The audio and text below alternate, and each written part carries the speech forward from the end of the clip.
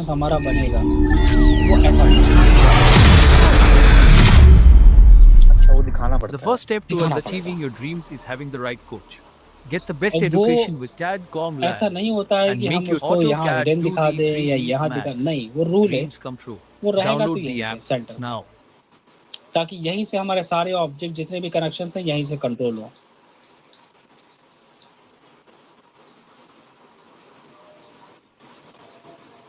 जी sir, समझ गए।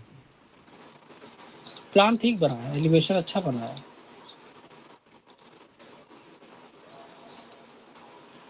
Colour effect भी ठीक है। अच्छा थोड़ा ज़्यादा लाइट में दिखाना होता है, मैंने थोड़ा डार्कर ज़्यादा कर दिया काफ़ी इसको। ज़्यादा डार्क हो गया है। क्योंकि लाइटिंग डिटेल्स, एफिशिएंसी कितनी क्योंकि रखनी हम चाहिए आपके काम हिसाब डिटेल्स से? पे कर रहे हैं ना, हमारा काम डेकोरेट करना नहीं है, हमारा काम डिटेल्स का है। जब हम डेकोरेट कर ही रहे हैं तो फिर हम 3D सॉफ्टवेयर पे क्यों करेंगे, फिर हम इसी पे नहीं डेकोरेट कर देंगे। इसकी भी रेफरेंस इमेज लगानी पड़ेगी। जी सर, साइड में लगा रखा है मैंने एक रेफरेंस की तरह। हाँ, ये ठीक है। ये ऐसा मत करो इसको।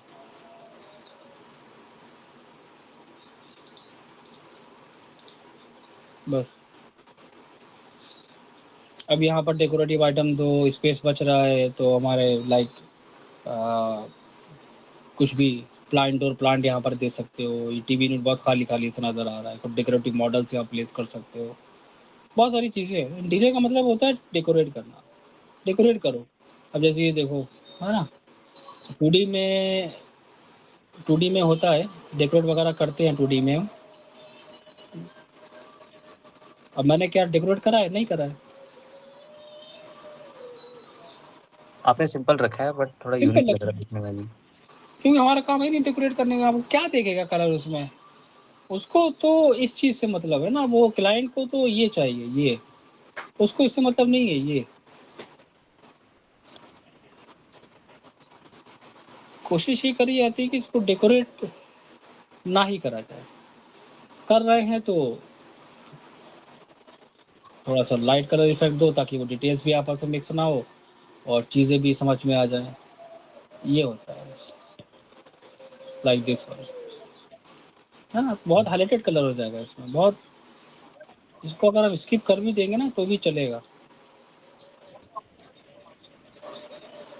जी सर, और जैसे ये सर ना मैंने वार्डरोब बनाया, तो इसका जितना भी जैसे अगर फर्नीचर का बनेगा, इसमें क्या कितने एमएम का बोर्ड है, शटर कितने अब आ जाओ क्या? उसकी बात। अब आपको करना क्या है, स्टेप नंबर 1, आपने एलिवेशन तो बना दिया, यहाँ पर शो तो करा दिया, लेकिन अब आपके प्लान में ये भी मार्क करा हुआ है आइटम और ये भी मार्क करा हुआ है आइटम।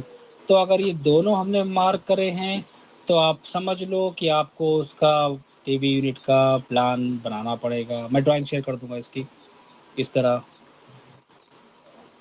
अब वर्किंग ड्राइंग आ गई टीवी यूनिट की। अब तक काम कर रहे थे वॉल के एलिवेशंस पे।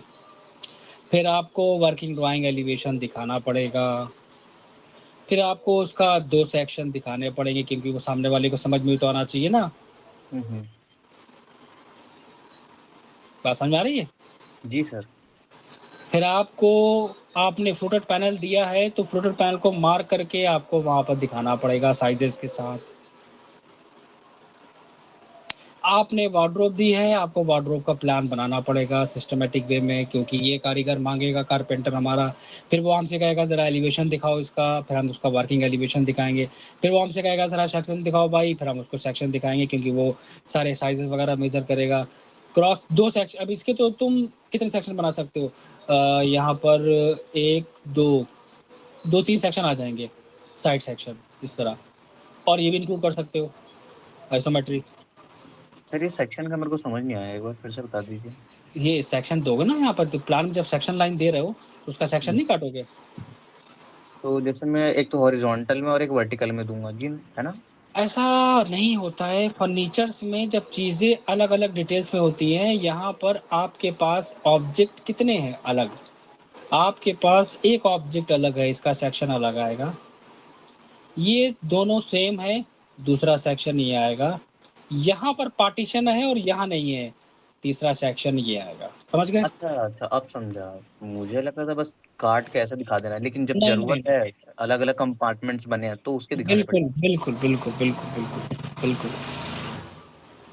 फर्नीचर्स में सेक्शन आपका चेंज हो जाता है। आप टीवी यूनिट पे काम कर रहे हो, आप सोचो 2 सेक्शन देंगे, नहीं। अब यहाँ पर सेक्शन आपके चेंज हो गए। सेक्शन नंबर 1 आपका आ जाएगा यहाँ से, इसकी डिटेल इंक्लूड हो गई। सेक्शन नंबर 2 आपका आ गया यहाँ से, तो ये पार्ट कवर हो गया और सामने का सेक्शन नंबर 3 आ गया इनका, बस। अच्छा, और एक इंटीरियर में फ्लोटिंग पैनल सेक्शंस था। मल्टीपल होते हैं। जी। आर्किटेक्चर में सेक्शंस अलग-अलग होते हैं। इस पे काम करने वाला ज़्यादा होता है। इस पे मेहनत करना पड़ेगी ज़्यादा। प्लान एलिवेशन सेक्शन, इसमें सिर्फ़ 3 चीज़ों पे ही काम है। प्लान एलिवेशन सेक्शन बस। जी, सर। अब अगर आप चाहते हो कि आपने टीवी वैसे साइड टेबल का देना चाहो तो दे सकते हो, लेकिन इसका प्लान और एलिवेशन दे दो, काफ़ी है। बस, देना सर ये पड़ेगा। बना एक दिक्कत ये होती है ना मेरे साथ, मैं बना तो लेता हूँ, लेकिन जैसे उसमें क्या मटेरियल यूज़ होता है ना, बस इसकी मेरे को दिक्कत होती है। मटेरियल देखो, स्पेसिफिकेशन मेंशन करने में थोड़ा दिक्कत होता है। मटेरियल स्पेसिफिकेशंस में क्या होता है, एक बात हमेशा ध्यान रखो, इंटीरियर में 90% मतलब 95% अगर हम बात करें, एग्ज़ाम्पल में जैसे कि ये है हमारे पास, एक छोटा-सा एग्ज़ाम्पल लेते हैं। तो देखो हम बहुत सारी चीज़ें खुद से मेंशन नहीं कर सकते हैं, एग्ज़ाम्पल लेना। अब क्लाइंट का बजट है वहाँ पर मान के चलो 1 लाख रुपए, अब कॉस्ट आ रही है 2 लाख रुपए, ये हो ही नहीं सकता। अब क्लाइंट ने कहा है कि हम इसमें खर्च करेंगे 1 बेडरूम में 5 लाख रुपए। अब हम उसके अकॉर्डिंग इंटीरियर को डिज़ाइन करते हैं। अच्छा भाई, तो आप 5 लाख में साइड टेबल कैसी बना के दोगे? नंबर 1 आप उसको डेकोरेटिव बना के दोगे, कोई भी डिज़ाइन निकाल के। पहला पॉइंट इंक्लूड हो गया बहुत मॉडर्न टाइप की। दूसरा पॉइंट, अब आप सोचोगे कि क्या मटेरियल दिए? मटेरियल में सबसे पहले हमारे पास आता है लैमिनेट। लैमिनेट सबसे चीप एंड बेस्ट होता है, ये सभी को पता है, ठीक है। फिर दूसरा हमारा आ जाता है लैमिनेट के बाद अगर आप यूज़ करना चाहते हो एक्रिलिक, बहुत कॉस्टली होता है, लॉन्ग लास्टिंग होता है, बेस्ट मटेरियल है। तीसरा फिर हमारे पास आ जाता है डीको पेंट। आप डीको पेंट यूज़ कर सकते हो, बहुत बेस्ट ऑप्शन है। सबसे बेस्ट और यूज़ करना है तो आप पीओ पेंट यूज़ कर सकते हो, ये भी लॉन्ग लास्टिंग 10-15 साल की छुट्टी। और सबसे अच्छी चीज़ ये है, कभी भी कुछ हो, गंदा हो, वॉश कर दो। पीओ पेंट की सबसे खास बात ये है। एक्रिलिक शीट यूज़ कर रहे हो, चलेगा, लेकिन कॉस्टली में मैं बता रहा हूँ, अगर कॉस्टली में बजट ज़्यादा है, कैसे काम करा जाता है प्रोजेक्ट के ऊपर। पीयू पेंट नंबर 1 डिसाइड कर लो, एक्रिलिक शीट नंबर 2 डिसाइड कर लो। लेकिन 80% लैमिनेट यूज़ होता है। सर जैसे लैमिनेट यूज़ होता है, उसमें पार्टिकल बोर्ड या एमडीएफ या प्लाईवुड, है ना? हाँ, बिल्कुल। अब देखो, अब तुम्हारा एसडीएमआर बोर्ड हो गया, एमडीएफ बोर्ड हो गया, प्लाईवुड हो गया, गिनती के 3-4 बोर्ड आते हैं, सबसे पहला पॉइंट, ठीक है? ये मैं इनकी डिटेल तुम्हें शेयर कर दूँगा, कौन-सा बोर्ड कहाँ पर लगता है इसका आइडिया द पढ़ लोगे तुम उसमें। अब यहाँ पर अब फिर वो वही बात हम फिर से रिपीट कर रहे हैं, भाई जैसा तुम्हारा बजट होगा, तुम वही मटेरियल सबसे महँगा इस्तेमाल करोगे। पार्टिकल बोर्ड तो दे नहीं सकते, पॉसिबल ही नहीं है कि यहाँ पर हम पार्टिकल बोर्ड यूज़ करें।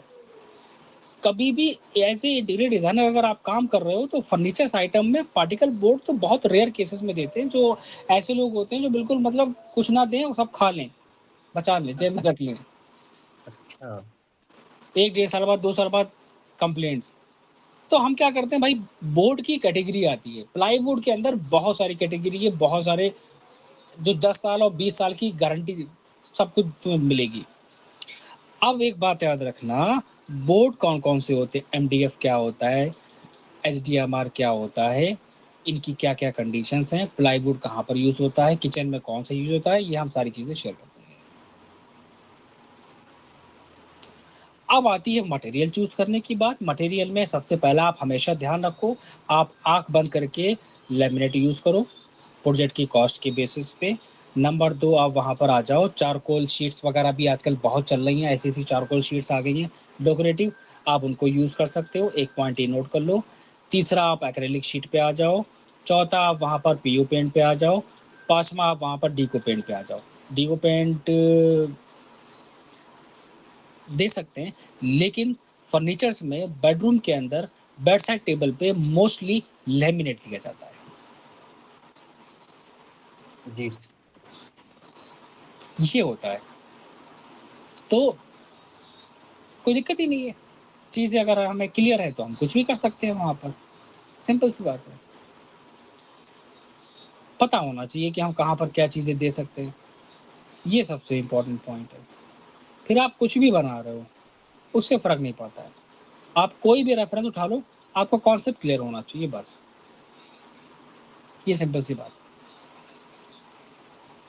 जी सर, जैसे कभी-कभी समझ नहीं आता, जैसे 3D विज़ुअलाइज़र जो होते हैं वो बनाते हैं ये सारा 3D, हुँ, तो हुँ। उनको जैसे बजट में बताया जाता है कि अगर आप मेरा 5 लाख का है, एक रूम डिज़ाइन करना है, तो वो हाँ, मटेरियल उनके पास पहले से होता है या फिर कुछ वो नहीं पहले रहता है, डिस्कशन करते कुछ होंगे? नहीं, copy paste, copy paste, copy paste, कुछ नहीं। अब वहाँ पर जब 3D विज़ुअलाइज़र काम करता है, तो 3D विज़ुअलाइज़र क्या करता है कि डिस्कस करता है इंटीरियर डिज़ाइनर के साथ। एक बेडरूम निकालो, उसने क्या करा, उसने वहाँ पर रेफ़रेंस निकाला। अब काम करने का तरीका यहाँ पर क्या होता है, ये अब वो क्या बो करता है, प्रोफ़ेशनल क्या बोलेगा वहाँ पर? प्रोफ़ेशनल कहेगा, डिज़ाइनर ने बोला, "सर इसका बेडरूम डिज़ाइन होना है ना?" "हाँ जी, इसका बेडरूम डिज़ाइन होना है।" कुछ रेफ़रेंस आपने 2 से 1 से 2 रेफ़रेंस निकाल लिए। आपको बोला गया एग्ज़ाम्पल कि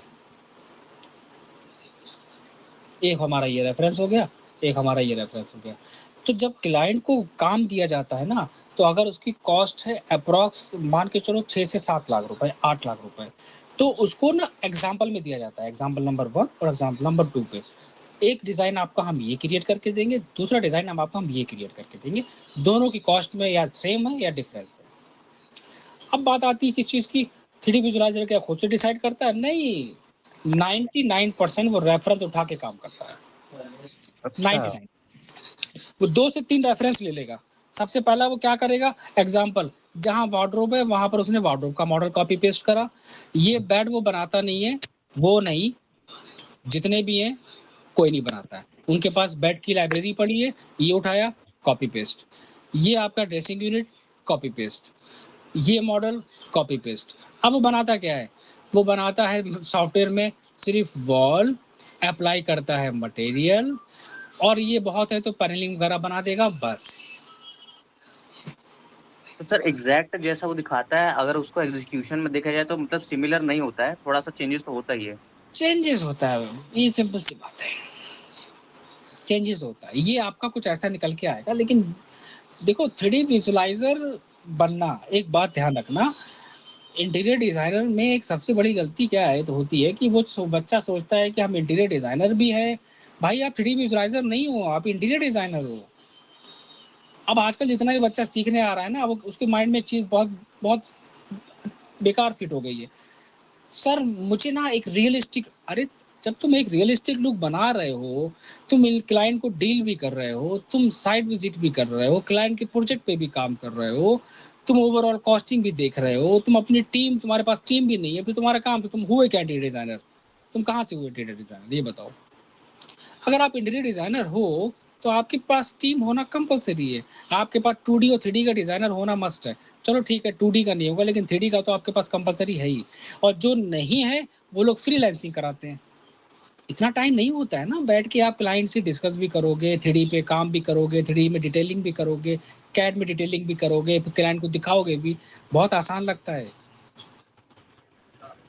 जी सर, यही सब चीज़ें समझ नहीं आती है कि अकेला इंसान तो कर नहीं सकता, टीम में ही काम करेगा। हम बता तो रहे हैं आजकल बच्चा नहीं, मतलब हमारे पास बच्चा आता तो है लेकिन वो सोच एक्चुअली क्या है कि हम उस फील्ड में गए नहीं। तो मुझको ना बड़ा अच्छा लगता है, वो फीलिंग्स बहुत अच्छी आती है। सर मुझे ना प्रोफेशनल इंटीरियर डिज़ाइनर बनना है। बेटा बनना तो है, लेकिन कैसा बनना है? इंटीरियर डिज़ाइनर की भी बहुत सारी कैटेगरीज़ होती हैं। मुझे डायरेक्टली क्लाइंट के प्रोजेक्ट पे काम करना है। अब अगर आपको क्लाइंट के प्रोजेक्ट पे काम करना है तो आपका काम डिज़ाइनिंग का है, 3D का है, बाकी आपका कोई काम नहीं है। Point number 1। बात यहाँ पर पहला पॉइंट आता है। आप डिज़ाइनर हो, आप इंटीरियर डिज़ाइनर, फिर आप अपनी फ़र्म नहीं खोल रहे हो। आप एक इंटीरियर डिज़ाइनर हो, आप सिर्फ़ डिज़ाइनिंग पे हो। आप 3D भी बनाओ और 2D भी बनाओ, बस। अब आप कहते हो कि सर मुझे अपनी ना फ़र्म ओपन करनी है। अब आपको अपने नीचे रखने पड़ेंगे 2 बंदे, एक 2D ड्राफ्टमैन और एक 3D विजुअलाइज़र, जो आपके 2D और 3D के काम को देखेंगे। फिर आपका काम होगा क्लाइंट को डील करना, डिज़ाइन बनवाना, साइट विज़िट करना, ये सारी चीज़ें। अच्छा, और मुझे तो सर बताया गया था कॉलेज में कि इंटीरियर डिज़ाइन का काम मेनली डिज़ाइनिंग का होता है और ये जो 3D वीडी बनाते हैं बस। तो कॉलेज वाले तो देखो मैं कुछ कह नहीं सकता ना, कॉलेज में तो देखो बहुत कुछ होता है। कॉलेज वालों ने बोला है कि इंटीरियर डिज़ाइनर का काम होता है 3D बनाना, 2D बनाना है। जी। हाँ, बिल्कुल सही है, मैं एग्री कर गया हूँ इस बात से। मतलब कि हम अगर कॉलेज वाले लोगों की बात माने, बिल्कुल ठीक है। अब यहाँ पर एक पॉइंट हम रखते हैं बहुत प्रैक्टिकली। मैं एक इंटीरियर डिज़ाइनर हूँ, मतलब मैं अकेला ही इंटीरियर डिज़ाइनर हूँ। मेरी खुद की कंपनी है, मैं खुद क्लाइंट मेरे पास आएगा तो मैं उसे डील भी खुद करूँगा, क्लाइंट का प्रोजेक्ट भी मैं खुद लूँगा, साइट भी मैं खुद विज़िट करूँगा, मार्केट भी मैं विज़िट करूँगा, जितनी टीम है उसको भी मैं देखूँगा, ऑटोकैड पे ड्राइंग्स भी मैं बैठ के बनाऊँगा, 3D की ड्राइंग्स भी मैं बैठ के बनाऊँगा। फिर जो करेक्शंस होंगे 2D, 3D में वो भी मैं कॉल करके पूछूँगा, आप क्या हो? आप इंसान ही हो ना? जी सर, एकदम सही कह रहे हैं आप। क्योंकि एक इंसान थोड़ी कर पाएगा इतनी सारी चीज़ें, वो फिर नहीं, क्या ही सामान लेगा। आप मुझे ये बताओ, कॉलेज वालों से एक बात ये पूछो पर्सनली बैठाल के उनसे कि साइट पे जाने और आने में 3 से 4 घंटे लगते हैं। उसके बाद आने में हम 2 ढाई घंटे ऑटोकैड पे मान लें, मोटा-मोटा 4 और 2 6 घंटे, 3D में हमारे पास 4 घंटे वो हो गए, 6 और 4 10 घंटे। फिर हम उस 10 घंटे के बाद मार्केट कब विज़िट करेंगे, टीम कब देखेंगे, फिर ये कौन करेगा? जी सर, जितना हम ये बताते हैं ना, ये हर चीज़ थोड़ा इन डेप्थ में लेके कि डिज़ाइनिंग का मतलब ये भी नहीं होता है कि बस आप ये चीज़ बना दो, थोड़ा आर्किटेक्चर लेवल पे भी देखना पड़ता है और डिटेलिंग का भी पार्ट देखना पड़ता है। और देखो एग्ज़ैक्टली यही चीज़ मैं थोड़ा बहुत फेस कर लेता हूँ कभी-कभी कि हाँ, आगे मिल सकता है मुझे। जैसे मेरा भाई है, वो कज़न ब्रदर है मेरा बड़ा, मेरे से बड़ा है, तो वो करता है। अभी इसने लास्ट रिसेंटली लिव स्पेस में काम किया था, उसके बाद छोड़ा उसने, अभी स्टूडियो सॉल्ट में काम कर रहा है। उसकी डिटेलिंग मैंने देखी है सर, जितना जैसे आप सिखाते हो ना सेम वैसी है। लिव स्पेस में हमारे बहुत सारे बच्चे मतलब कोर्स करने के बाद काम कर रहे हैं। वो लोग mostly like contemporary interior designs पे काम करते हो, किचन वगैरह पे काम करते हैं, उनके खुद के सॉफ्टवेयर है। खुद के सॉफ्टवेयर है। उनका उनका जो सॉफ्टवेयर है, आई थिंक 2D का उनका खुद का सॉफ्टवेयर है। अच्छा, तो वो कुहुम वगैरह पे काम नहीं करते होंगे फिर? ना, उनका खुद का सॉफ्टवेयर है। वो खुद मतलब कि अगर आपको ऑटोकैड वगैरह, मैक्स वगैरह आता है, तो 3D सॉफ्टवेयर पे तो काम करवा लेते हैं, लेकिन 2D के लिए उनका खुद का सॉफ्टवेयर है, नाम मैं भूल रहा हूँ। बहुत सारे बच्चे हमारे वहाँ काम करते हैं। मतलब कि वहाँ पर लिव स्पेस में काम अच्छा है, लेकिन ग्रोथ नहीं है इतनी, अच्छा, ग्रोथ नहीं है वहाँ पे। ग्रोथ नहीं है वहाँ पर। आप 1 साल बाद आप खुद कहोगे कि नहीं मैं चाह रहा हूँ, मुझसे नहीं हो पाएगा, मज़ा नहीं आ रहा है काम करने में। वही बार-बार चीज़ें रिपीट, वही कॉपी पेस्ट, वही कॉपी पेस्ट, वही कॉपी पेस्ट, तो मज़ा नहीं आ रहा जब भी मेरे भाई ने 6 महीने के अंदर ही छोड़ दिया था। है। अभी तो सर बहुत कुछ सीखना है आपसे। अभी तो सर मेरे हुँ, को हुँ। कैफ़े डिज़ाइनिंग का भी आगे सीखना है। आप हुँ, क्या फीस चार्ज करेंगे, आप वो भी बता दीजिएगा। और अरे! ये क्या हुआ? बेसिक लेवल का भी सीख रहा हूँ। आगे जाके मुझे थोड़ा उसका हॉस्पिटैलिटी में जैसे कैफ़े डिज़ाइन वगैरह होता है, तो वो भी सीखना है। बहुत अब है, बहुत है। अब तुम एक काम करो ना, इसको जल्दी से फिनिश कर दो, है ना? अब इसको इसके बाद हम एक एक बढ़िया-सा टॉपिक स्टार्ट करते हैं। एक यूनिक सा लेते हैं डिज़ाइन, जैसे सैलून डिज़ाइन हो गया। सैलून डिज़ाइन करो। जैसे रेस्टोरेंट डिज़ाइन हो गया, रेस्टोरेंट उठाओ। बेडरूम, किचन, बाथरूम बहुत पुराना हो गया है। जिसको देखो किचन डिज़ाइन, जिसको देखो बाथरूम डिज़ाइन। आपने बेडरूम डिज़ाइन कर लिया, समझ लो आपने बाथरूम डिज़ाइन कर लिया। कुछ यूनिक लो, like restaurant design, rooftop design, है ना? ज्वेलरी शॉप डिज़ाइन, ऐसी जी चीज़ें सर। उठाओ।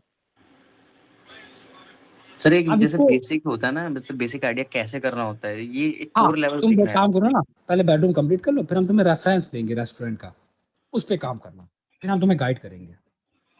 ठीक sir, thank you detail sir. तुम्हारी बहुत अच्छी है, बस बनाते रहोगे, दिखाते रहोगे, हम इम्प्रूवमेंट बताते रहेंगे उसमें। खुद ब खुद तुम्हारा इम्प्रूव हो जाएगा। जी, थैंक यू सर। कोई दिक्कत नहीं, इसीलिए हमने तुमको अलग करा है।